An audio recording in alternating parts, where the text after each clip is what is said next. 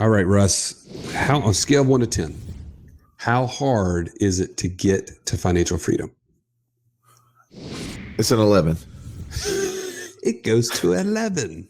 Yeah, this is absolute Spinal Tap moment right here. Financial freedom is hard. It is real hard. But it's not hard to understand the formula to get there. It's just the work to get there. So let me do this. I'm gonna share my screen. Okay. We just built this out. We just did a passive income mastermind, had about 25 people we were with in Nashville, and we were just sharing with the group, right? The objective in the group we were in was, how do we get to 200%?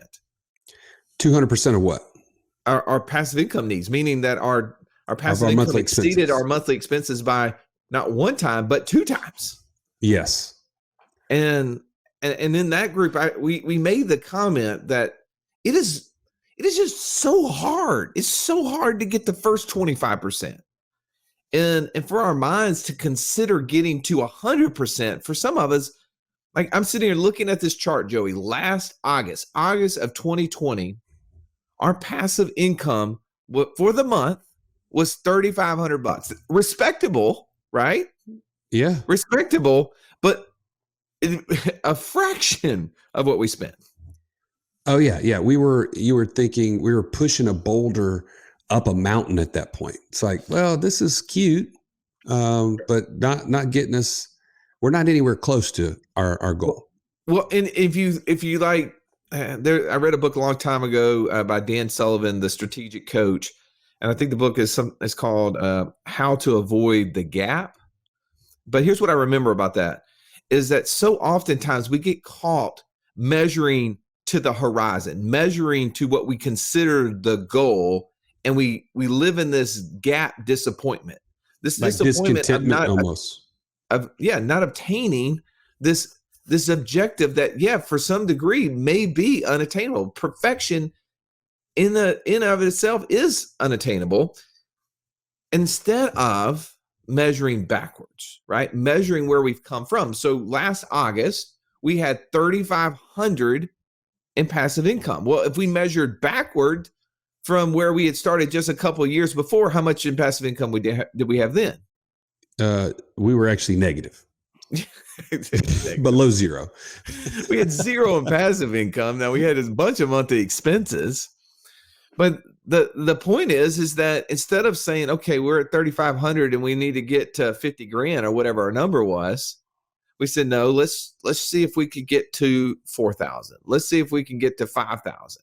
And that's exactly what we did in September. Is we went from 3,000 to 4,000, from 4,000 to 5,000.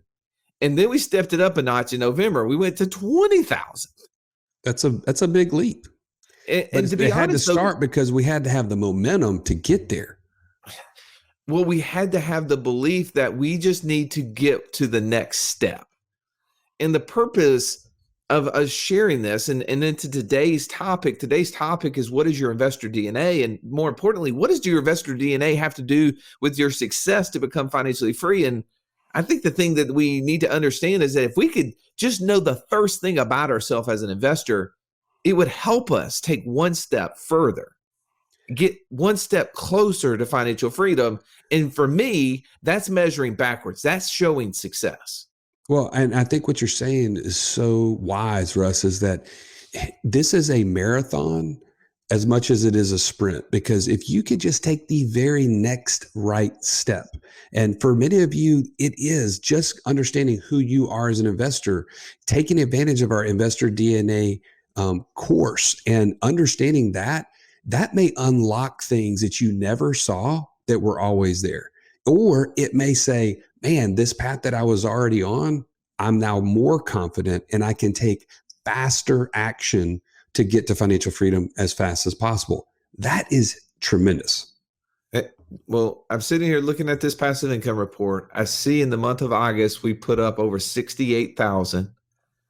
And I'm not going to look forward to say, what is it going to be? Does it need to be 100? Does it need to be 200? I'm not going to even think about that, Joey. I'm just looking backwards over 13 months and saying, man, how far we have come, how blessed by the focus and the many, many steps that we took since August of last year through August of this year. Now, if you're excited about getting one step closer, today's podcast is an opportunity. Not only by listening to it are you getting closer to financial freedom, if you will take action within the context of the passive income framework, which is understanding who we are so that we can create more passive income to be greater than monthly expenses, you too are moving forward. If you want, we're going to give you an action item right here. Go to wealthwithoutwallstreet.com/free call, and you can jump on a call with one of our coaches and determine how you can take this course and you can get one step closer.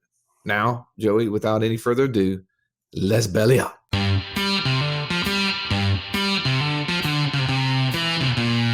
Welcome to the Wealth Without Wall Street podcast, your guide to understanding how to get out of the Wall Street rat race and start your own mailbox money lifestyle.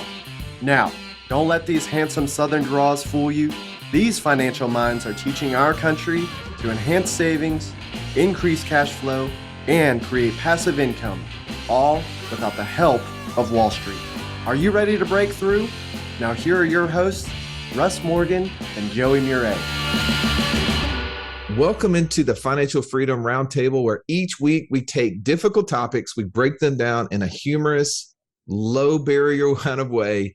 I am one of your hosts, Russ the Idea Guy Morgan. I'm sitting around the table with the best coaches in the nation who love to get down, who love to talk financial freedom, and who love to make fun of me. And let's get to the first one. My partner, the man who has an Italian stallion license plate tag, Mr. Joey Murray. How are you today, Joey? Oh, never better, Russ. Never better. I see you sporting some Wealth Without Wall Street gear today. Well, you know, the swag store's been falling behind. Yeah. Just want to juice it up a little bit. You see this flat bill cap here. You know, let's get after it, guys. Let's promote. Let's get this thing out there. It's not going to promote itself. Joey, that's not a flat bill. Just because you didn't bend it didn't make it a flat bill. Dude, that's as flat as I could get it. Yeah, that's not a flat bill. But I appreciate the effort, though. That's good. So we're talking investor DNA today, Joey. Yes. What is your investor DNA? I am an SI. Now, if I don't know what investor DNA is, I probably don't know what SI means. Well, okay. So Low intelligence? What does that SI stand for? Somewhat intelligent. No, it means that I am an empathizer, that I am steady, and I also am very charged up by people and interacting with people. But I lead with the empathizer role, the S. I get that from your outfits, and I get that you want to socialize with other people. So let's get to some more people. Yes. Let's get to some more people. Let's go around the table and talk to the man between two bamboo, our resident pilot, the guy who can get you home safely to financial freedom, Mr. Mark Haraguchi. How are you today, Mark? Hanging in there, guys. Hanging in there. Mark, what is all the leaves are turning? The weather's getting cooler, so winter's right around the corner. Dang, man, I feel like it's Groundhog Day out in at the end of the year or something. He doesn't know how to respond to that. It's the reason, if you wanted to guess what Mark's investor DNA, it would probably be something like cautious. Was that correct? Mm-hmm. Yep. I am a logical C, which that falls into the cautious, the correct. I'd also put calculating in there as well. How about courageous? Courageous, cunning, caring. How many other C's? Charming. I think you could go all day. Yeah, for sure. For sure. Cool. All right, let's go to the man with the $1 million smile, Mr. Incredible, JD Hill. How are you today, JD? I am doing wonderful. Life is good. I love being able to look at Joey in my flat bill. Your flat bill, just looking like a dad. And I'll tell you, Joey is the perfect girl dad. Like, hands down, there is not a better girl dad than Joey Murray.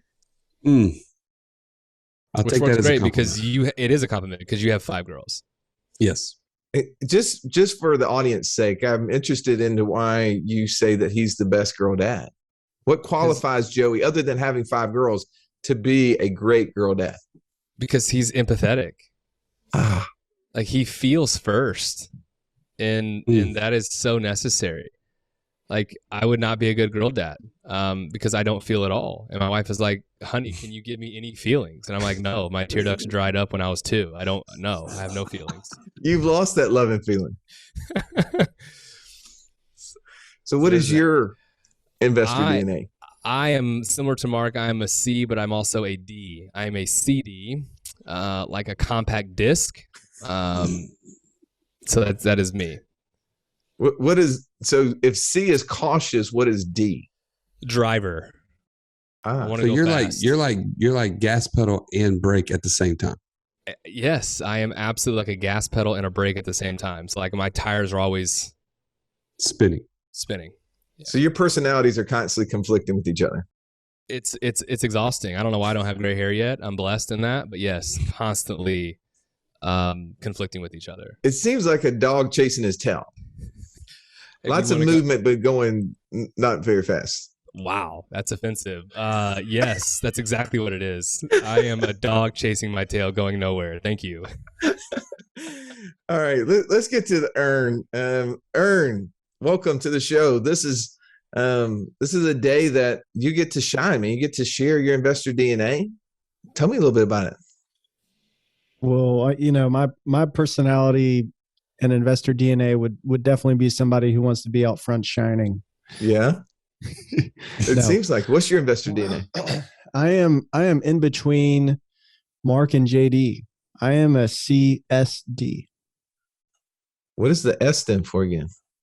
That's what Joey is. That's somebody who's pretty steady.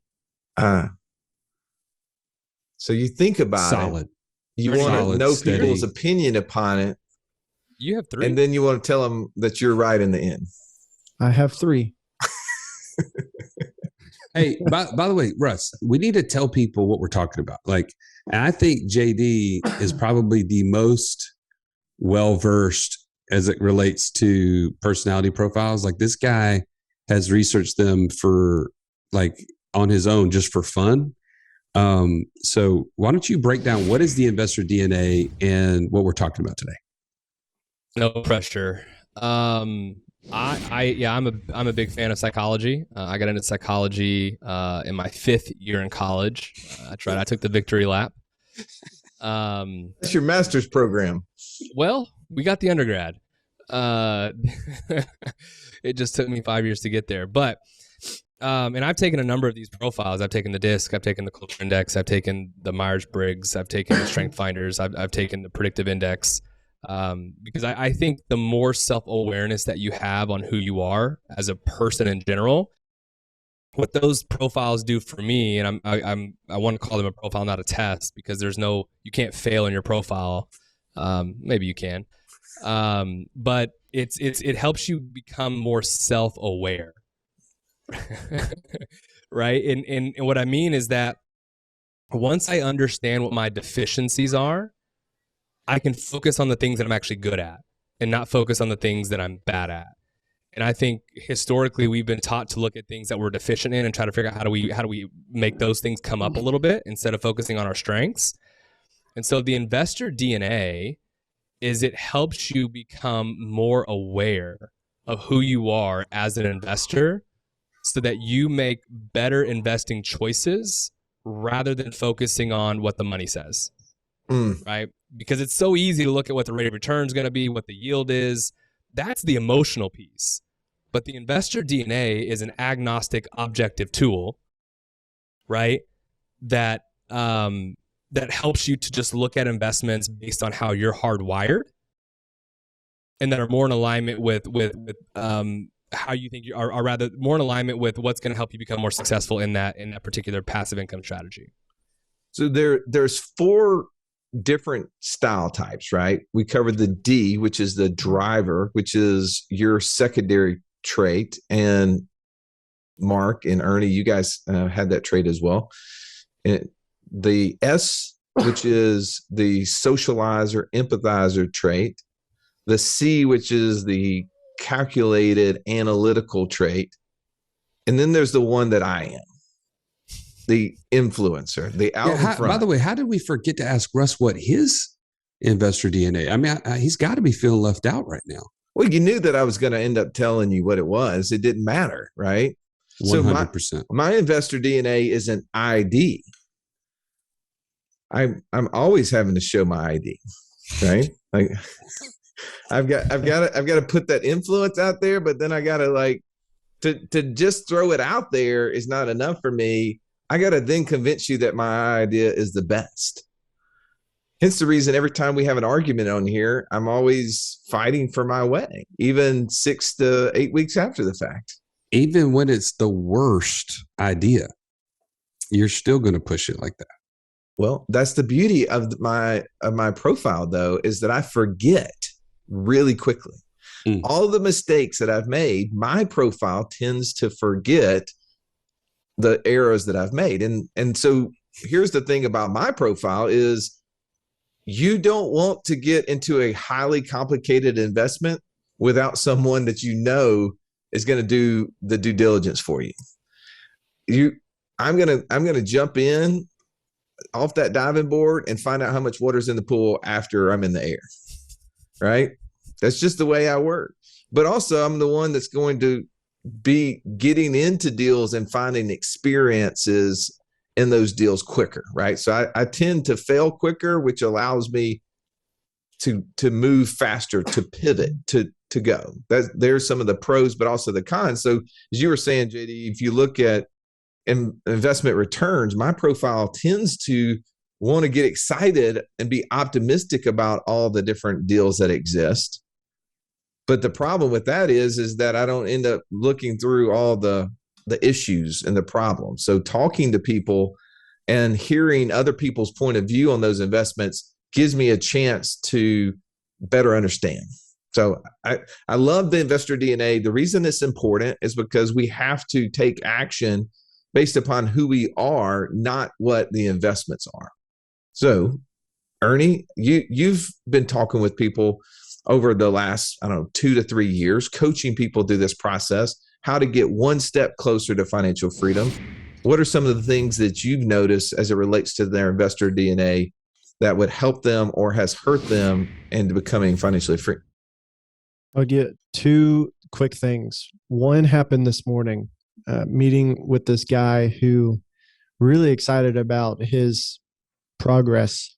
But he asked me, we've been evaluating this one passive income opportunity. By the way, this one that was of his top 2 passive income ideas when he went through the Pathfinder course in our community. So we were evaluating that one, and he came back and he said, "Well, what about the others? How do I know that the others aren't going to be a bigger bang for the buck?" I said, "Well, if you remember when we met a few times ago, we talked about how your investor DNA aligns with this type of activity." And so then we started talking about if this is going to be the thing that helps propel you towards financial freedom, this is the first step. It needs to be a fit, because if you do well in this, it's going to set you up for success on the next thing. However, if you pick the wrong thing that isn't a good fit, you're going to have to start over, and you're going to be exactly where you are today on your way to financial freedom. And I don't want to see that for you. And so that rang a bell for him. The second thing is that this is a couple years ago now. I was working with this guy who he was getting started as well. He was pursuing an activity. We had not considered his investor DNA, and he got down into the weeds of trying to sell land. And he realized he was really good at all the tasks of that deal, of flipping land. But the thing he wasn't made for was the bigger mission, the bigger purpose. He couldn't tie his passion, the way that he wanted to serve the world, the way that he needed to interact with other people. He was that I, like Russ, need to tie the outcome, the experience. It just wasn't meeting his need. And so he got totally burnt out on all the work and none of the enjoyment, and ended up hanging it up. And I hated that for him. And I will bet now, if we had considered his investor DNA, we may have picked another path. This podcast is amazing, almost too amazing, Russ. There's too many ideas, and I don't know where to get started creating passive income. Well, here's the thing, Joey. I think one of the things you need to consider in that statement is, what is it costing you to not know? What is it costing you not to take action? I love the statement that says you don't have to be great to start. You just have to start to be great. If you're struggling on where to start, you have to know what type of investor you are. Know your investor DNA. And if you want to learn more about this, you can join us in our Passport Challenge at wealthwithoutwallstreet.com/passport. Get started today. Mark, what's your take on how valuable the investor DNA is and why it should be considered? So I'm going to take a little bit of a contrarian view here. I'm going to be the devil's advocate, if you will, on this one. That's shocking based upon your own profile. Well, I know, but this is the calculating part of it. Is from one lens, what we're saying here, I 100% agree with. If I'm going to look at my personal involvement, because I'm a logical C. If I'm going to look at my personal involvement with doing long-term rentals, it's a no-brainer. It's tried and true. The risk is very minimal. The numbers are there. It's not sexy. It's not fancy, but it works. But that also allows me to be a couple steps removed. I don't have to do all the sympathetic stuff, the empathetic stuff. I don't have to be involved with the tenant because I've already done that, and I want to do the turnkey portion of it. So if we look at my investor DNA as a logical C, then this is where you guys were in looking at short-term rentals. It does not make sense for you individually to go and do that and run it. So now what? Well, now with the experience you've gained, with the background that we have, we can now stop and take a look at the problem and say, well, I have two choices here. I can either hang this one up because the timing is not appropriate, or I don't have the DNA to necessarily align, or we can take a second path, which is, how can I make my DNA fit and get this investment idea to fit into my DNA? So for example, how can I make the short-term rental become a turnkey short-term? How can I build a system, have people run it, management, do all that touchy-feely stuff and coordinating stuff that I don't want to do? So I don't ever want anyone to look at the investor DNA and say, oh man, I guess that one's just not for me ever. Well, no, it may not be for you now. And that's what I really appreciated about what Ernie was sharing is, at those times, it was not appropriate for how they were approaching the problem. So keep an open mind, work within your DNA, recognize how you interact, and that's going to help you see, is there another way I can make this fit? Is there another way I can get to the destination? So it's not just a dead end for you, is kind of my takeaway. I love it. Joey, you as an empathizer, right? Someone you said you are definitely a feeler. How does that impact your decision-making now as an investor from maybe where you first started? Well, a couple of things. First of all, before I answer that, if you've been listening so far and you're like, okay, I like this idea, how in the world do I even get my investor DNA? I want to point you to a resource. Two ways to get there. One, set up a call with one of these coaches and you can get actually a discount to get the assessment.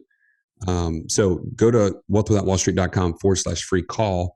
Or if you just are like kind of like solo, hey, I want to do this on my own, you can enter our Passport Challenge, and then it will lead you to our Pathfinder course, which you can buy the assessment directly from there, and go to wealthwithoutwallstreet.com/passport. So just in case you're trying to get there, that's how you do it. So to answer your question, as an empathizer, first of all, I think the most important thing is to understand that as an investor, that is the thing, is focusing on me as the investor is way more important than the investment. And most people get those things backwards, which we've already kind of alluded to and talked about today. And I see that. If you look at Wall Street and you look at the game that everybody's playing, it's always about ROI. It's always about the things, the blind spots that JD was talking about at the beginning here, the things that can make you kind of get drawn away to something over here, when at the end of the day, you are the investor. You have to take responsibility for the actual where you're going to place that money, where you're going to take that money and tell it what to do. But as an empathizer, just to answer your question further, Russ, I have learned that either I need to focus on things that I do not have to have a ton of hands-on. Like, for instance, even what Mark was talking about with turnkeys or ATM funds or things like that, that I literally don't have to have any interaction or very little. Or I have to partner with the right operators and figure out how I can influence the outcomes of that investment. And I'll just use our short-term rental business as the example. I never would have wanted to do short-term rentals if it was me solo. And one is what Mark's already kind of alluded to is I don't want to be that hands-on from the standpoint of interacting with people on every single day basis with the turnover and all the managing of all those parts. Part of that's because I'm just not super detailed. But the other part is there's a lot of like unknowns within it. So having us partner together and have an operator who is really good at all those things made me 100% more comfortable taking that leap. Well, and here's again, there's so many different ways to look at this and to apply it into investing. And I know that we, as you said before, we've done so much research in this, JD. We've gone down and taking all different types of assessments and apply that psychology to how we can get the highest and best use of our time, right? The best results on our time. I think that, one of the tools that we've recently added and our inner circle members get access to it, even takes it to a new level, right? Where we can even start to look at how do we see things from the world? Do we see things from a macro or a micro point of view? And I think that really helps us when we're trying to pick investments to match our style, is that we know which ones that that are going to match our getting in the weeds mentality, or is going to be something that we can see the scalability of it, right? But at the same time is, how are we deductive reasoners or inductive reasoners? Like, can we see and create processes for the investments that we're going to get involved in, or do we need someone else to build all those things out and maybe us just catch vision toward those things? I know whenever we went through this, for me, Joey, I have that high autonomy trait where I need to be able to catch vision, and hence the reason I resonate more with business opportunities than I do investment opportunities. But there's people that go through this and they have a more team player, investor DNA, and they need to probably stay away from business opportunities unless they're partnering, like you said, with another visionary. So here's as we wrap up and we get into the one-on-one Q&A, the group session we're going to do inside the inner circle, which I love that, because then we get to give immediate feedback to the questions as it applies. What other key points as it relates to the investor DNA would you like to add, Ernie? I think more of the same for me. I think this tool can not only, the big thing is keep you from making a big mistake. Discern what it's going to take on the outset, give some direction besides the just getting started part, which is exciting. But can you do a little bit of strategic thinking, not only around the investment, but around, is this going to be something you're going to enjoy doing? Because financial freedom should be enjoyable. So our activities, they should bring enjoyment to us, and how we're wired can help. And so it can help you avoid mistakes, but it can also help you put some of those things in place if you do have a level of self-understanding around, these are things that just aren't for me. So to Mark's point, how can I bring in people or resources, or how can I draw this thing up to where this is going to give me the maximum experience? JD, final thoughts. Final thoughts. I'm, understanding how I'm wired is so helpful, because the thing about passive income opportunities is they're marketed so well that they really draw to people's emotions, and they don't give you the downside or the things to consider on why you shouldn't do these things. It's always the upside, and rightfully so, because obviously they want people to invest with them. But the investor DNA and then the matrix that we built to give you the pros and cons from an objective point of view is so helpful. And so my final thoughts are to echo a lot of what Ernie said, but just to be able to have that agnostic place to look to say, all right, what is the pro of land flipping? What is the con to land flipping? What is the pro to long-term rentals? What is the cons to long-term rentals based on how I'm wired? That way I can know like what I have an affinity towards and what like I know for a fact like I can't do. So for example, hospitality, I'm just not that guy, pal. Trust me, I'm not that guy. And so that would have just been so helpful for me to have before I jumped into, which again, and I'm grateful for the returns, but having these tools to help you see and identify who you are helps to remove the emotion from making these types of investments. But by the way, I just wanted to throw this in because we've had many conversations about the hospitality business, right? You've got a short-term rental. Joey and I have a short-term rental business. You've been throwing it in our face about pet fees forever, right? Like you've talked about opening your own dog kennel, maybe recreating the Dumb and Dumber Shaggin' Wagon. 100%. I got a text message earlier this week, yesterday, in fact, from Joey and I's operator, and here's what it says. I just thought you'd find enjoyment in this. He says, I put 5 of our units at La Vista as pet friendly a couple of days ago. We just got a 9-night stay with 2 dogs and a $320 pet fee. Come on. Yes, Let's sir. bring it. Come on. Let's go. Hey, what's my commish for that? We'll work on that. That's another episode. That's another episode. And knowing my low follow through, We won't talk about it again. Don't think about it. Mark, final thoughts. It's validation. I don't know how many calls I get on where people are wanting to really get their path going, or they've already started a path and they just want to know, am I on the right path? And one of the great things about the investor DNA is it's going to either confirm or deny where you are and what you're doing. And everybody likes, positive reinforcement or daily affirmation. I'm good enough, I'm smart enough, and gosh darn it, people like me. And that's what the investor DNA is going to do for you as you're looking at an investment opportunity, as you're evaluating this thing, like everyone's been saying, good, bad, ugly, and different. You're going to be able to stop and go, wait a minute, is this really going to align with what it is that I do and how I work? And if the answer to that is yes, well, now the decision to proceed really gets a lot easier for you, because now you're not second guessing yourself from that perspective. Now you're just looking at the metrics of what that investment is going to do for you. Yes. I'm gonna add to that and not allow you to ask me, Russ, but it creates confidence, right? It in what that should do. The reason why does this even exist, right? Why did we create the investor DNA? Because we want people to get to financial freedom as fast as possible. Do you think if you started down a path and you got more confidence that this is a good fit for you personally, you're going to go faster or slower?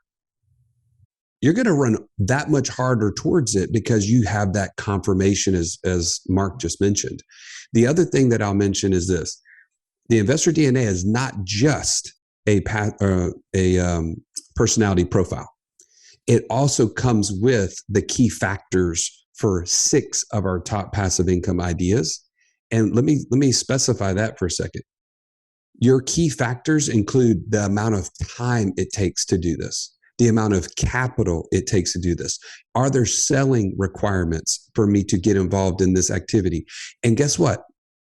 If you look at your personality profile and you think, oh, this may be a good fit, and then you realize it's going to take a lot of time and you have 0 time, it doesn't matter what your profile is, right?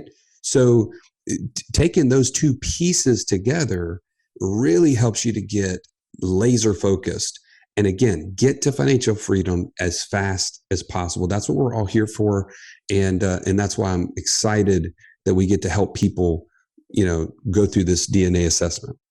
Well, I'll end with this. As we ended a conference last week that we got an opportunity to be with 25 or 30 other entrepreneurs, pretty high level entrepreneurs. And this was a topic that was presented. to people who have sold businesses for 8, 9, and 10 figures. And each one of them was taking copious notes to the conversation. They were intimately trying to learn about themselves to improve upon the next deal that they were going to be a part of, right? And there were so many takeaways from just that session alone. And I think that this is so oftentimes overlooked, that we don't consider who we are as an investor. And if, the old adage, if you want to be successful, do what successful people do. And when I was sitting in that room, Joey, and I was watching the presenter share the investor DNA conversation, I was watching how engaged people were. People were more engaged in that conversation than some of the other passive income talks that were going on, because they wanted to know how to sharpen their own financial IQ. And that was the one thing that they knew could make the biggest difference in the next deal they were a part of. So if you haven't already, as Joey said, take advantage of this. You can go inside the community. You can go through wealthwithoutwallstreet.com/passport, get inside the community, go to courses, Pathfinder. Right at the very beginning of the Pathfinder course, you get an opportunity to take this and to start immediately understanding who you are as an investor, so that the next deal, the next opportunity that comes your way, you can understand how your mindset applies to it and determine whether or not you should be moving forward or moving away from it, or getting a partner who has the things that you're lacking. As always, we appreciate you listening to today's episode. Have an amazing day. This has been the Wealth Without Wall Street podcast. Don't forget to subscribe to the show to break free of the Wall Street mindset and begin building wealth on your own terms in places you understand, so that your wealth will never run dry. See you next episode.